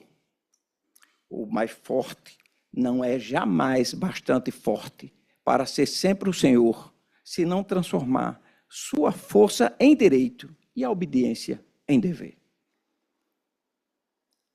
Na ilusória nova era da idade mídia, a verdade é manipulada pelas redes sociais, transformando o mundo paralelo e tribal da internet num ambiente ideal para dar voz à incultura antiliberal e antidemocrática. Servem de alerta os livros Como as Democracias Morrem e Como a Democracia Chega ao Fim. Os regimes democráticos podem ruir, não apenas por golpes armados, mas por dentro, quando as instituições deixam de reagir. Nesse contexto, o papel do judiciário revela-se essencial. O judiciário, de forma serena e firme, tem exercido seu papel de defesa da Constituição, garantindo que diferenças políticas sejam resolvidas nos marcos do Estado Democrático de Direito. Em meio a uma verdadeira tormenta institucional, a nossa Suprema Corte soube firmar-se como guardiã da Constituição, evidenciando que o Estado Democrático de Direito não é concessão, é conquista e não admite retrocessão. Durante a pandemia da Covid-19, o Judiciário interveio decisivamente para garantir a prevalência da ciência, da saúde e da vida. Evitou que posturas contrárias às evidências científicas minassem os direitos essenciais à condição humana. Tem sido alvissareiro no enfrentamento às fake news e aos discursos de ódio. É seu dever institucional responsabilizar quem, sob o manto da liberdade de expressão, dissemina mentiras, incita a violência e corrói os fundamentos da convivência sob a bandeira da paz e do respeito. Liberdade de expressão não se confunde com liberdade de agressão. A palavra não é um instrumento neutro. Ela pode manipular, ferir e até matar. Isso ficou evidente no nefasto 8 de janeiro, quando grupos de manifestantes movidos por ideologias contrárias à ordem constitucional e aos valores democráticos invadiram e depredaram o Supremo Tribunal Federal, o Congresso Nacional e o Palácio do Planalto, os pilares da República e da democracia brasileira. Aqueles atos, infelizmente, não representam um episódio isolado. Tiveram como germe a narrativa corrosiva de forças autoritárias, construída a partir da contestação do resultado legítimo das eleições. Esse estado de coisas inconstitucional levou a uma tentativa de ruptura da ordem, alvitrando, por meio da força e do caos, suprimir a vontade soberana do eleitor brasileiro e comprometer a normalidade constitucional. Mais uma vez, com a palavra ergue, quando o arbítrio e a ilegalidade se aventuram audaciosamente a levantar a cabeça, é sempre um sinal certo de que aqueles que tinham por missão defender a lei não cumpriram o seu dever. O judiciário brasileiro, a não se omitir, ratifica o compromisso que a magistratura deve possuir com a ordem constitucional, com os direitos fundamentais e com o ideário democrático. Isso não significa dizer que todas as suas decisões são ou devam ser indenes de crítica. Afinal, desde que o mundo é mundo, as instituições compostas por homens são feitas e se perpetuam com acertos e desacertos. Aliás, como todos sabem, a crítica, devida ou indevida, faz parte da trajetória de qualquer juiz, da judicatura de base ao topo da pirâmide da arquitetura judiciária. Aqui cabe o dito de Mário Mossi Porto no fabuloso A Estética do Direito. A casa do direito, assim como a de Deus, possui muitas moradas, mas não há lugar em nenhuma delas para os medíocres de vontade e timoratos de coração. Por isso mesmo, construir uma carreira no judiciário marcada por desafios diários não é fácil nem é tarefa possível de ser realizada pelo juiz sozinho. Ainda assim, Assim, ainda que por antiguidade, para chegar ao tribunal, o juiz traz consigo a sua própria história de vida e de todos que o cercam e o ajudaram, notadamente a sua equipe de trabalho. Em outubro de 1991, assumi o cargo de juiz federal. De lá para cá, são mais de 3 décadas de atuação na magistratura federal, com sua nobreza, seus desafios e suas inquietações. Mas minha história com a Justiça Federal antecede a posse como juiz. Começou nos bancos do curso de Direito da UFRN. Ainda como estudante, em 1984, as portas da Justiça Federal se abriram pela primeira vez. Entrei como estagiário pelas mãos do então juiz federal José Augusto Delgado, outro professor fundamental na minha formação. Em seguida, ingressei no cargo de auxiliar judiciário. Essa vivência inicial consolidou minha vocação e o compromisso com os valores que sempre nortearam minha trajetória. Contudo, a semente da vocação jurídica foi plantada antes, muito antes, ainda na infância e na adolescência. A figura do meu pai, com sua erudição simples, retidão moral e indignação diante das injustiças, foi decisiva na formação do meu olhar sobre o mundo, a enxergar a vida como ela é. Meu pai era de esquerda e integrava o projeto social Pé no Chão, também se aprende a ler, como disse a desembargadora Cibele Benevides. Em razão de sua opção política, assim que eclodiu o golpe de 64, a nossa casa foi invadida pela polícia. Formado em Direito e com 5 filhos, sendo eu o mais novo, na época com menos de 1 ano, foi perseguido no IPASE, em cargo que exercia após aprovação em concurso. Foi denunciado perante a auditoria da 7ª Região Militar, aqui em Recife, sendo no final absolvido. Essa ocorrência marcou a formação do meu eu. Na infância e parte da adolescência me causou medo. Não podia escutar uma sirene de viatura da polícia ou da ambulância. Saía correndo, com medo de ser preso. E pensava também que queriam pegar o meu pai. A memória desses fatos fez com que, desde os primeiros instantes de maior consciência, me inclinasse em fazer o curso de Direito. Todavia, não era bem estudar Direito. Estava decidido. Queria ser juiz. Só mais tarde, já na universidade, após conhecer a JFRN, defini que seria juiz, sim, mas juiz federal. Um juiz federal compromissado com essas experiências.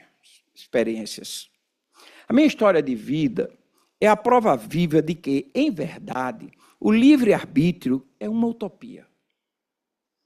As nossas escolhas não são tão livres assim. Como ensina Roberto Sapolsky, no livro Determinados, a ciência da vida sem livre-arbítrio, o comportamento e as decisões são guiados por interações biológicas e experiências ambientais do pré-natal à vida adulta. Fiquei na Justiça Federal como servidor até concluir a formação universitária. Após exercer os cargos de promotor de justiça, juiz de direito e procurador da República, enfim, na condição de magistrado, voltei para a JFRN, a minha morada funcional, onde iniciei a jornada profissional. Essa foi a segunda vez que as portas da Justiça Federal foram escancaradas para mim. Juntamente com o juiz Magno Delgado, meu amigo, irmão de fé e camarada, fui recebido da melhor forma possível pelo diretor do foro da época, o então o juiz Francisco Barros, hoje desembargador emérito deste preclaro tribunal. No nome de Magno Delgado, Barros Dias e do decano emérito do Judiciário Federal Brasileiro, Agapito Machado, faço uma saudação especial a todos os desembargadores eméritos e juízes federais presentes, notadamente os da Seção Judiciária do Rio Grande do Norte. Minhas senhoras, meus senhores,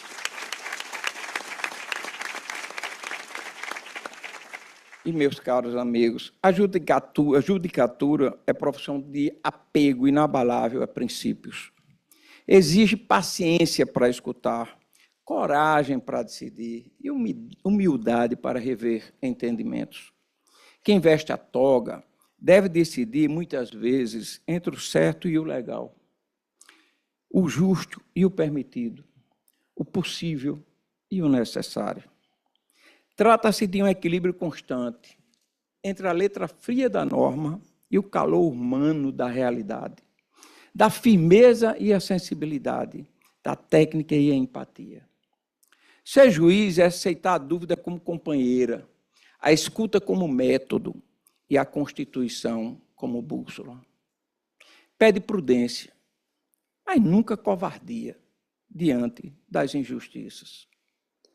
Na função judicante, sentimos diariamente o impacto das decisões na vida das pessoas, bem como a responsabilidade imensa que recai sobre os ombros de quem julga.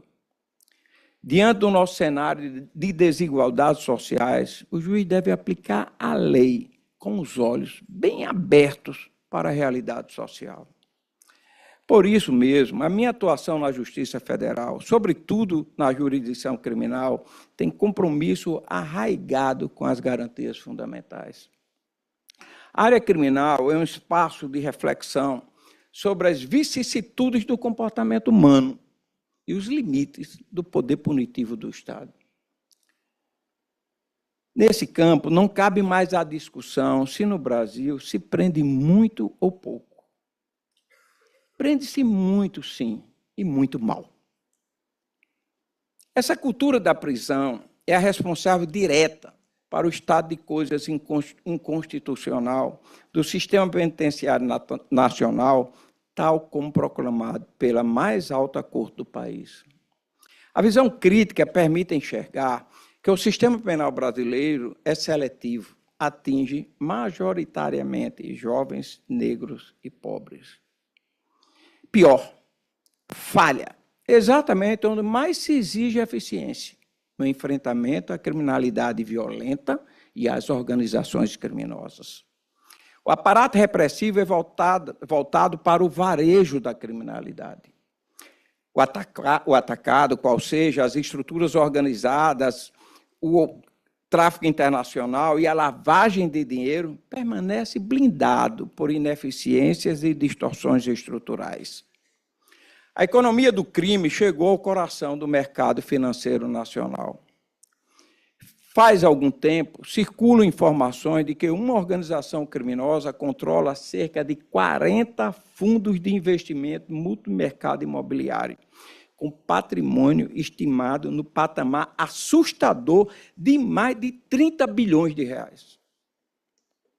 As fintechs, com contas bolsão, à mercê da ausência de legislação mais robusta no disciplinamento de suas operações, se apresentam como instrumento perfeito para a movimentação desses valores, dificultando a investigação dos fluxos financeiros ilegais. Quando se pretendeu estender às fintechs as regras de transparência das instituições financeiras, as fake news se encarregaram de propagar que a intenção era prejudicar o PIX. Muitos ainda hoje acreditam que essa seria a verdade, sem perceber que as últimas operações policiais na Faria Lima mostram o mundo real. Da forma que está, o Brasil é um paraíso fiscal para as organizações criminosas. Ignora-se ainda que as grandes organizações criminosas nasceram, se fortaleceram e estabelecem suas relações de poder no interior dos presídios, deles fazendo o seu home office. É nesse contexto que o juiz criminal precisa atuar.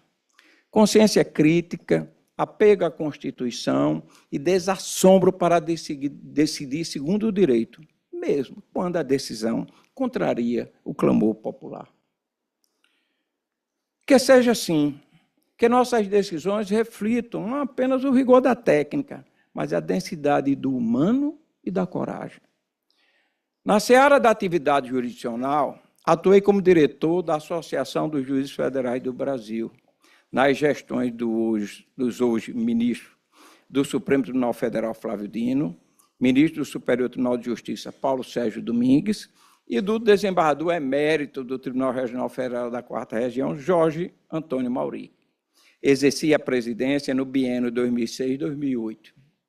Na atuação associativa, coordenei comissões que elaboraram propostas legislativas relevantes, como as que foram transformadas na Lei do Juizado Especial Federal e na Lei de Informatização do Processo Judicial, marcos que modernizaram, tornaram mais acessível e alteraram o perfil da Justiça Federal e do Judiciário brasileiro em si. Aproveito para agradecer ao presidente da JUF, Caio Marinho, e aos 12 ex-presidentes que aqui estão, pela ordem. Edgar Bueno, Wilson Daróis, Fernando Tourinho, Paulo Sérgio Domingues, Jorge Mauric, Fernando Matos, Gabriel Vedi, Nino Toldo, César Bochenek, Roberto Veloso, Fernando Mendes e Eduardo André. Os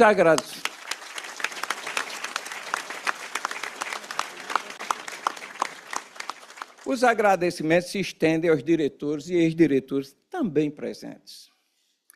Vocês todos, pelo que fizeram e fazem em prol do aprimoramento da justiça, merecem o reconhecimento da sociedade e me dignificam com suas presenças.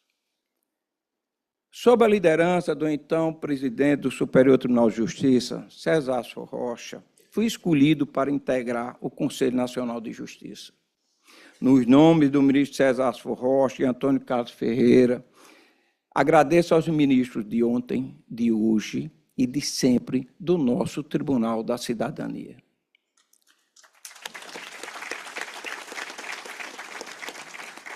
No CNJ, coordenei várias comissões, merecendo destaque as que resultaram na criação do Banco Nacional de Mandados de Prisão, na edição de atos normativos regulando a videoconferência nas audiências, assim como o disciplinamento da publicidade dos processos eletrônicos. Integrei ainda a Comissão de Tecnologia da Informação do CNJ, participando da criação do PJE. Na sequência, desempenhei a função de corregedor do Presídio Federal em Mossoró, de 2011 até o momento da minha ascensão para este colégio tribunal. O Sistema Penitenciário Federal, criado em 2006, não possuía doutrina, jurisprudência ou conhecimento empírico a respeito. Desfrutei da especial prerrogativa de participar da construção e consolidação desse microsistema de justiça, ao lado de outros valorosos juízes federais das demais regiões, além dos integrantes da Secretaria Nacional de Políticas Penais e Penitenciárias, principalmente dos policiais penais federais, que me honram com as suas presenças. Fui o coordenador-geral do Sistema Penitenciário Federal do ano de 2013 até este, coordenando os workshops promovidos pelo Conselho da Justiça Federal em parceria com a Senapen, cuidando da criação de 98 enunciados que representam a doutrina judicial do Sistema Carcerário Federal. Atualmente, fui reconduzido para o Conselho Nacional de Política Criminal e Penitenciária, nomeado pelo ministro Ricardo Lewandowski, por indicação do seu presidente, secretário nacional André Garcia, que aqui está presente, a quem agradeço a confiança em mim depositada. No CNPCP, participei das elaborações dos Planos Nacionais de Política Criminal e Penitenciária dos quadriênios 2020 a 2023 e 2024 a 2027. Integrei várias comissões e colaborei na edição de resoluções e proposições com realce para as propostas de indulto dos anos de 2019 a 2024. Essas experiências ampliaram o meu olhar sobre o sistema de justiça, aproximaram-me das mazelas sociais e reforçaram a convicção de que o papel do magistrado vai muito além dos autos.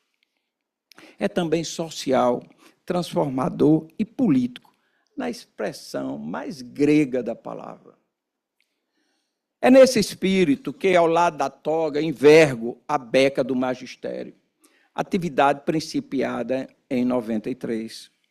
A vocação para a docência teve origem no exemplo de minha adorável mãe. As lembranças de criança são desenhadas pela beleza do seu rosto e de suas mãos firmes, que eu agarrava com todas as minhas forças, comportamento gerado pelo medo inconsciente que tinha do mundo fora do ambiente seguro do meu lar. Minha mãe era uma professora na essência da palavra. Lecionava em escola pública no ensino fundamental. Era amada pelos seus alunos, a ponto de despertar ciúmes em mim. Foi esse exemplo que me direcionou para a docência. Concluí o ciclo da graduação na UFRN em 86 com a certeza de que algum dia voltaria à qualidade de professor. Na sala de aula, vejo mais do que um espaço de transmissão de saber. É um ambiente de formação, de consciências críticas, diálogo e de compromisso com a transformação social por meio do conhecimento. Ao fim e ao cabo, ensinar e julgar, juntos e muito misturados, são atos de responsabilidade pública. Como magistrado, percebi que ensinar também é uma forma de julgar, de ponderar ideias, de formar convicções. Mas a educação não faz unicamente com ensino, exige pesquisa e extensão. Quero fazer, rapidamente, menção a 2 projetos de pesquisa por mim coordenados. Com suporte em estudos, meu grupo de pesquisa propôs sugestões à governadora Fátima Bezerra, que resultaram em decreto estadual, garantindo vagas em licitações públicas para pessoas privadas de liberdade, e em lei estadual aprovada pelo Parlamento Potiguar, criando um fundo rotativo para o sistema penitenciário estadual. Governadora Fátima Bezerra, presidente da Assembleia Legislativa, deputado Ezequiel Ferreira, muito obrigado pela atenção aos trabalhos do nosso grupo de pesquisa. As presenças de vossas excelências me honram sobremaneira.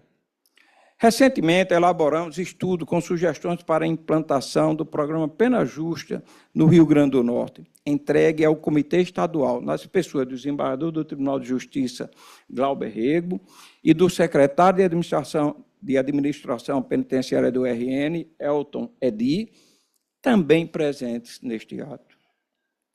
Nessa toada, os 2 projetos de pesquisa já produziram 10 livros. Por meio deles, revelamos que o Rio Grande do Norte teve um código do processo penal para chamar de seu.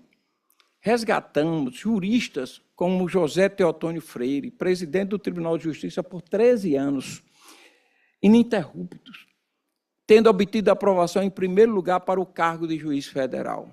E de João Chaves, um dos precursores do penitenciarismo no Brasil. Enfim, quero dizer que me sinto, a um só tempo, um juiz-professor e um professor-juiz que gosta de pesquisa.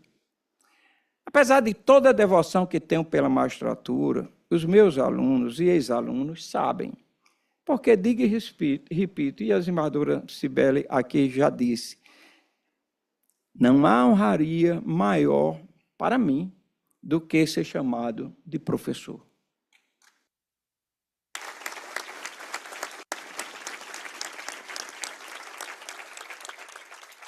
Vem à memória o epíteto e o professor atribuído a Carrara, que exercia a cátedra com excelência. Quero, agora que me encaminho para encerrar, fazer o registro de minha gratidão ao UFRN, representada pelo magnífico reitor José Daniel Diniz, aqui presente, e pelos professores, alunos e ex-alunos também presentes. A UFRN foi, é e sempre será a minha academia. É o princípio formal da minha carreira profissional. Preciso encerrar. Permitam-me finalizar prestando mais especial agradecimento à minha família. Olho para os meus irmãos, cunhadas e sobrinhos e sinto mais forte a presença dos meus pais. Aline, vejo a sua família, o senador Zé Agripino também faz parte, e sinto a grande fortuna que o destino me reservou: casar-me com você.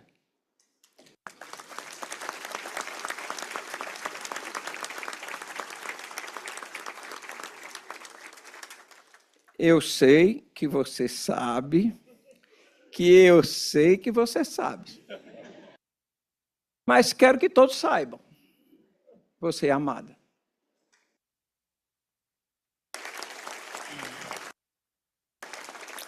Você é o meu forte dos Reis Magos, que me ampara nos momentos de maior exigência e me inspira na tomada de decisões.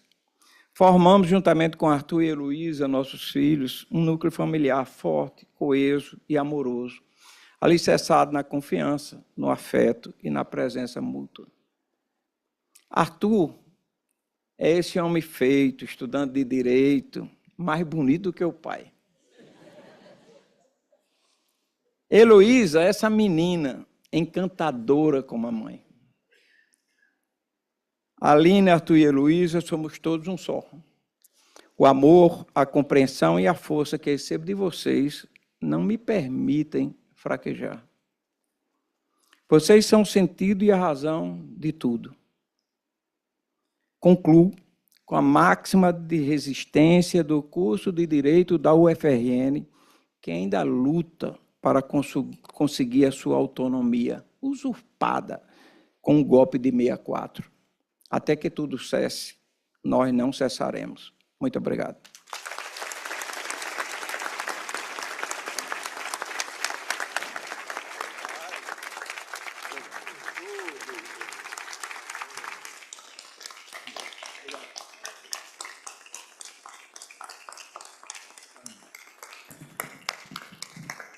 Desembargador, por gentileza, desembargador Walter, permaneça aqui, que o senhor irá receber 2 placas agora em homenagem, uma da Associação da Polícia Penal Federal e a outra do SIMPF, Rio Grande do Norte. Então, convidamos aqui os responsáveis, primeiro Eli Torres, representando aqui a Polícia Penal Federal, e também Rildo Albuquerque, representando o SIMPF.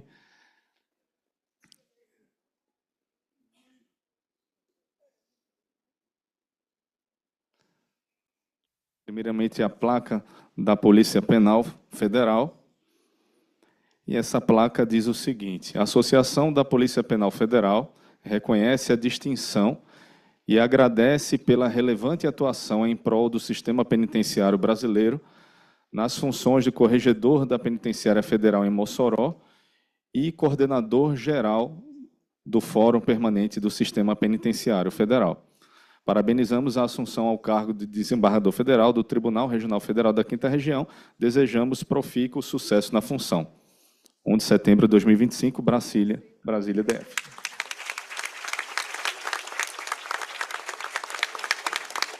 Convidamos agora Rildo Albuquerque, está aqui presente, representando o Sindicato da Polícia Federal do Rio Grande do Norte. Está aqui. Lerei agora a placa do sindicato, que diz: o Sindicato dos Servidores do Departamento de Polícia Federal do Estado do Rio Grande do Norte, em nome de todos os seus filiados, tem a honra de render esta justa homenagem por ocasião de sua posse como desembargador do Tribunal Regional Federal da 5ª Região. Celebramos não apenas a merecida ascensão a esse elevado posto da magistratura, mas, sobretudo, a trajetória exemplar de Vossa Excelência como jurista de notório saber, cuja atuação firme, ética e comprometida com os ideais da justiça marcou, ao longo de quase 3 décadas, uma estreita e profícua parceria com a Polícia Federal, instituição à qual pertencem os servidores representantes por este sindicato. Com admiração e respeito, exaltamos o legado já construído e desejamos que a nova etapa na Corte Regional seja repleta de realizações, sabedoria e decisões que perpetuarão a sua marca de brilhantíssimo, humanidade e compromisso com a sociedade.